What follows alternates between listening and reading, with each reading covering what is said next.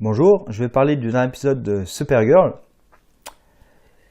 qui n'était pas génial, pour dire le moins. Je vais peut-être dire le vrai gros truc qui m'a plu dans cet épisode, c'est la fin, avec le personnage de Sam qui, se rendant compte qu'elle a des trous, déjà elle en parle et elle se rend compte qu'elle a un problème. Déjà, ça répond à la question de est-ce qu'elle est consciente ou pas d'être règne. Clairement non. Et surtout, voilà, elle a une des questionnements. Elle se rend compte qu'il y a un problème avec elle. Elle garde pas ça pour elle, elle en parle. Ça, voilà, ça c'est un truc généralement qui m'énerve profondément dans les séries. C'est les personnages qui ont des problèmes et qui refusent d'en parler. Surtout dans un univers de super-héros.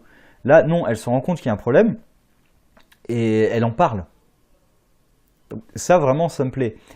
Alors par contre, tout l'épisode, c'est un épisode prétexte. C'est-à-dire qu'au final, le Fort Rose, qu'est-ce qu'ils ont appris à l'intérieur? Rien, puisque la prêtresse s'est fait tuer avant d'avoir appris quoi que ce soit. D'ailleurs, question toute conne, pourquoi est-ce que Reign la tue?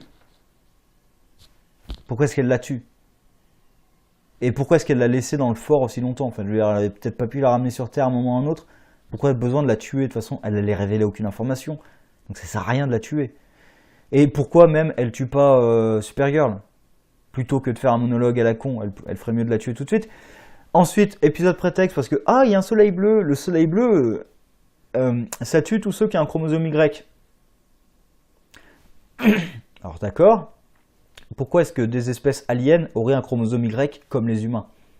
Déjà, rien que sur Terre, toutes les espèces, même dans les espèces sexuées, toutes les espèces n'ont pas un chromosome X et Y. Il y a d'autres genres de chromosomes sexués, donc pourquoi est-ce que des aliens auraient forcément des chromosomes Y? Et surtout, moi j'adore ces soleils qui émettent des radiations qui ne touchent qu'un chromosome en particulier. Ça j'adore. Donc c'est vraiment l'épisode pour justifier que, il n'y a que des filles. Pourquoi?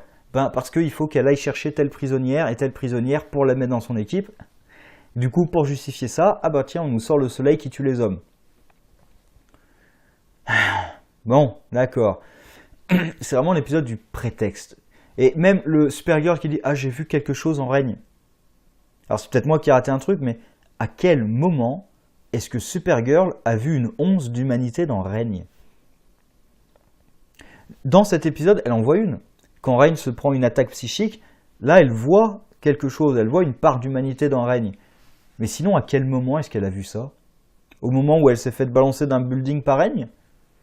Ou dans l'épisode précédent, au moment où elle a arrêté Règne qui voulait massacrer tout le monde dans une prison? À quel moment elle a vu de l'humanité dans Règne? Alors c'est peut-être moi qui ai raté un petit truc, mais qui ai raté un petit détail ou je ne sais quoi, mais pour moi c'est vraiment un gros prétexte, et en fait elle voit de l'humanité pas dans Règne, mais dans Livewire. Donc du coup, c'est l'épisode prétexte pour qu'elle récupère Livewire dans son groupe, et qu'elle développe une petite relation avec Livewire, qui joue la méchante repentante, qui finalement va se sacrifier pour sauver Supergirl, ce qui démontre que oui, il faut avoir foi en l'humanité parce que les méchants peuvent redevenir gentils, machin et tout.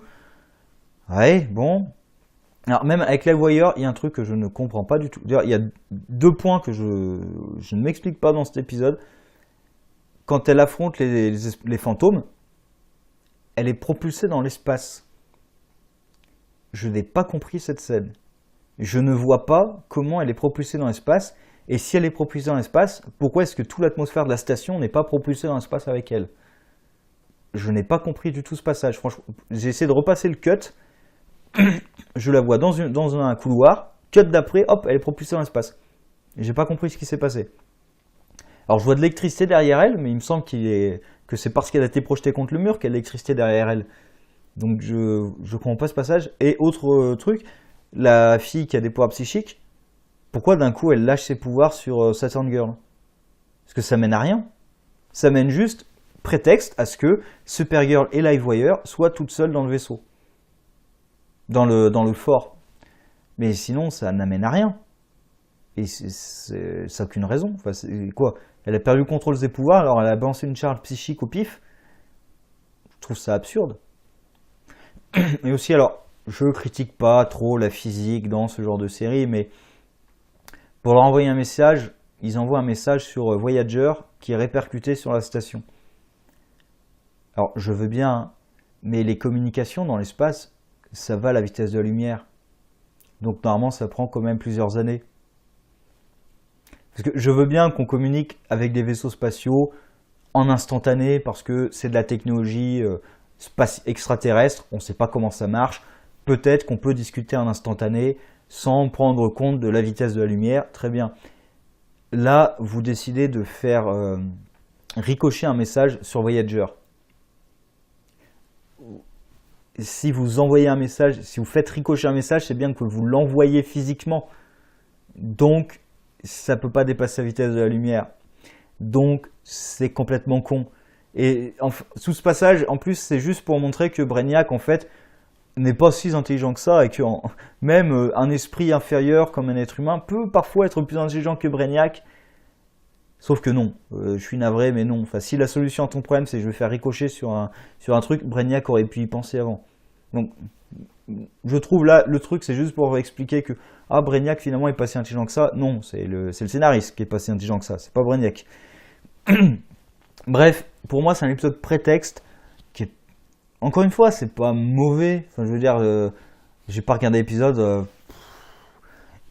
Parce que j'ai regardé certains épisodes, moi, parfois de séries, et vraiment en mode facepalm du début jusqu'à la fin. Donc, non. Mais, honnêtement, leur visite du Fort Rose, là, ça ne sert strictement à rien. Le soleil bleu, c'est juste pour justifier qu'elle va chercher les méchantes. Les méchantes, c'est juste pour justifier qu'en fait, elle voit quelque chose dans Livewire. Parce que dans Règne, elle ne voit rien dans Règne. Voilà, il y a plein d'éléments qui sont juste là pour justifier le scénario. Ben en fait, si tu cherches à justifier ton scénario, c'est peut-être qu'il fallait pas faire ton scénario en fait. Mais je garde à la fin la révélation de... Alors oui, il y a la révélation de la nouvelle World Killer. Voilà, je m'en fous moi personnellement. Et surtout la révélation que Sam ne sait pas qu'elle est Règne, mais se rend compte qu'elle a des absences et s'en inquiète. L'a transmis maintenant à Alex. Donc Alex va certainement à un moment ou à un autre découvrir que c'est Règne. Moi, franchement, j'apprends qu'il y a une femme qui est dans l'entourage de Supergirl, qui a des absences, comme par hasard en plus. Si vraiment je lui demande quand est-ce qu'il y a des absences, ça va tomber sur les dates où il y a Règne. Et qui en plus lui ressemble comme deux gouttes d'eau. Si ça lui prend 5 épisodes avant de deviner que c'est elle Règne, il faudra remettre les capacités de détective d'Alex en question quand même. Mais bon, allez, sur ce, au revoir.